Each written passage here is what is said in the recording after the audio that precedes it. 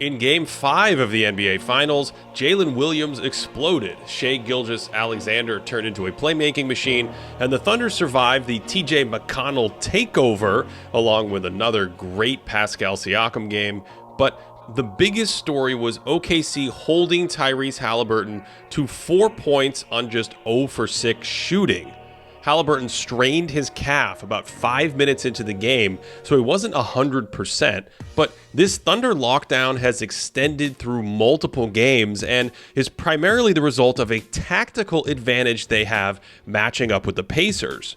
In the first 3 rounds of the playoffs, Indiana posted a 103 offensive rating when defenses switched a Haliburton pick and roll. Sometimes they were proactively switching with their good defenders, and other times opponents were reactively switching and dealing with any mismatch that created. But against the Thunder, Indiana's offensive rating is 63 against these switches. 63! That's about 30 points below the worst half-court offense in the league this year. So it's an understatement to say OKC switching has broken Tyrese Haliburton's pick and roll. In Game 5, nearly every successful Haliburton possession came against Isaiah Hartenstein because he rarely switches. So Hartenstein's coverages will briefly put 2 defenders on the ball, and Hallie can find open teammates from there. Here's an example where Hartenstein is dropped back off the screening action, and it's a great look for Haliburton that just rims out. And here he goes after Hartenstein by passing it and chasing it. Isaiah's way out, which creates confusion about whether it's a switch, and Hallie threads a beautiful pass for a layup.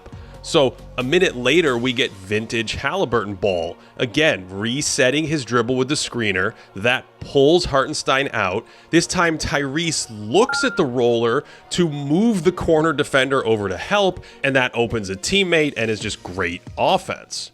And we've also talked about the Thunder denying Haliburton away from the ball. That was a huge part of their comeback win in Game 4. And whether it's Lou Dort or Cason Wallace, one of the reasons he only had 8 scoring attempts in Game 5 was this off-ball denial, and then Indiana's willingness to play through other initiators in those spots. So here, Dort makes it difficult just to inbound the ball to him. When he finally does come back and get it, J-Dub is on Miles Turner precisely so he can switch to neuter the pick and roll, and Williams is too good defensively for him, so he needs another screen, and then it's OKC magic with J-Dub late switching to the shooter, then Caruso coming to plug the drive. Meanwhile, Williams peels off to Caruso's man, and it's a semi-contested 3 against the clock. When Holmgren is involved, he's too mobile to create any mismatch, so he can just switch as needed. Haliburton's stuck, and this is actually the play he hurts himself trying to lose Chet. And again, J-Dub was on Turner there, which effectively removes Indiana's best screener from the action, because in this series, involving Williams in the screen has basically been a dead end for Haliburton. Now, there were some moments in this one where we saw Haliburton pass up wide open shots too. And I don't think this was all injury related either. This is the first play of the game, and when it comes around to him, he's not thinking score, but wanting his teammate to get going. But that switching was just devastating and kicked off a run of 4 straight steals in the fourth quarter. On the second one, Haliburton drove it into traffic against Holmgren and made the worst possible pass. And then on the third one, Caruso's just a menace in passing lanes, and then went with the full Dave Cowens faceplant going after the ball. That is a 1974 reference for those keeping track. Anyway, this isn't just about Holmgren or OKC's big men. It's about the entire team being able to switch. Guard-to-guard actions like this then go nowhere for Indiana. Hallie drags Hartenstein into the play, which looks promising, but J-Dub's pulled over to help, so the roll pass isn't that enticing, and then he's just stuck, and suddenly the entire shot clock has been drained on this possession. This one's out of a timeout, and it's a 3-man Spain screen, and most teams just switch only the guards here, but the Thunder switch all 3 players in unison, which is just beautiful and destroys the after timeout idea. And so this is the matchup problem Hali and Indiana are dealing with, because all league defenders switching all these quick hitting actions just basically takes away all their power. Even the way OKC rotates can be devastating. This time they mix it up by switching Hartenstein. SGA is sealed, so there's room to drive, but again, J-Dub helps off that corner, and here Aaron Nesmith looks wide open, and normally in this spot, when the corner defender pulls way over like that, the nearest wing defender makes that rotation to the open shooter. But the Thunder are a different animal, so the foul line defender rotates, which keeps Dort on Haliburton, and then they somehow recover as fast as the ball. The advantage is gone, and even when Hartenstein doesn't switch, that baseline help is there again, and that pass needs to hit the shooter, but instead it's a very hard shot against a ton of pressure. And here's another unique one from Game 4, where he draws Hartenstein out. Dort can either late switch and stay on Obi Toppin or recover to Haliburton, but OKC will also have a help defender rotate to Toppin while Dort then recovers to someone else. It happens to hit his leg there for a run out and a big flagrant foul in that game. TJ McConnell actually came in for Haliburton and took over the game for Indiana late in the third. And this is a totally different coverage. He's much quicker than Haliburton, so he can hurt OKC defenders in space. And because he's not much of a shooter, the Thunder defend him by going under all his screens, even if it means leaving him open like this. When they mixed it up with a switch, TJ was just in a flow state and kept on coming, so even as OKC adjusted their coverage defending him, he was quick enough to do some damage against someone like Holmgren in isolation, and then when help comes, he can create an easy look. The problem for the Pacers is that TJ isn't used to playing huge minutes at that blistering pace, so he had to sit down after almost 8 straight minutes of play, and Rick Carlisle didn't want to pull Haliburton in the fourth, and he didn't want to pull Andrew Nembhard because he needed him defensively on Shea. So that was mostly that for the TJ flurry. Of course, Jalen Williams was the big star of this game, and we've already seen how key he was defensively, both on and off the ball. And even on a miss, this is great hustle in transition.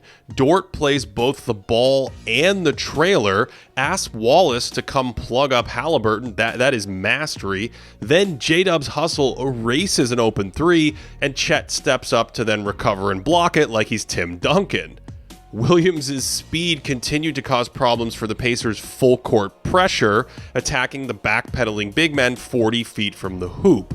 Yes, the Pacers continue to hound OKC in the backcourt, and having Williams bring it up with these backcourt screens is a major challenge for Indiana's traditional big men. So even on a play like this where there's no immediate ball pressure, Hartenstein sets the screen near the logo, and now Jalen has a bunch of space to attack that slower big.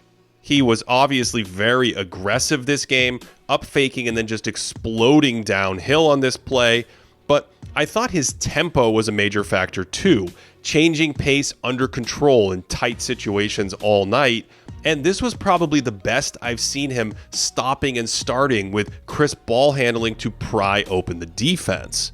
They also used Shea as a screener more in this game than at any point in the playoffs, going to this Spain action a few times for Williams. Again, the big change of pace gets him downhill and opens the putback for Chet. And here he keeps the dribble alive under pressure, comes off the first screen, and again, a little hesitation move, then avoids a charge with a crazy finish. He actually needed an illegal same-foot jump to navigate into that bank shot, but he blended hard-nosed aggressiveness and really crisp moves with that pace and change of speed so well, slowing up off the screen here, reading how the defenders react, then flicking it for an awesome dime. He's also so smart and forceful as a cutter. Hartenstein's looking for someone, so Haliburton cheats out to deny the pass. J-Dub reads that and flies backdoor for a power jam. And that was only one play after this split action where Williams goes to screen for SGA, feels Nesmith behind the action and just flies to the rim, and that's a great pass. And my favorite cut of the game was on this popular out-of-bounds play. Nesmith expects Williams to come off the screen to the corner. Bam, he goes backdoor, and it's a three-point play. This was actually Indiana's second most efficient game offensively of the series, but it was also their second worst defensive game statistically. And with Shai Gilgeous-Alexander pouring in 31 points and 10 assists, along with 4 block shots in a game where the OKC defense finished with a whopping 27 steals and blocks combined, the Thunder are now just one game away from an NBA championship. If you want to work in basketball, I have the place for you. It's Sports Business Classroom's immersive program inside Summer League in Las Vegas. Past instructors in this program have included Commissioner Adam Silver, Mike D'Antoni, and tons of other industry leaders in the NBA and in media. Sign up using the code GREATDAY for $300 off. There's more information in the description box below if you are interested. For additional content and to directly support this channel, check out patreon.com/thinkingbasketball. Thanks as always for all of your support, and wherever you're enjoying the finals from, I hope that you are having a great day.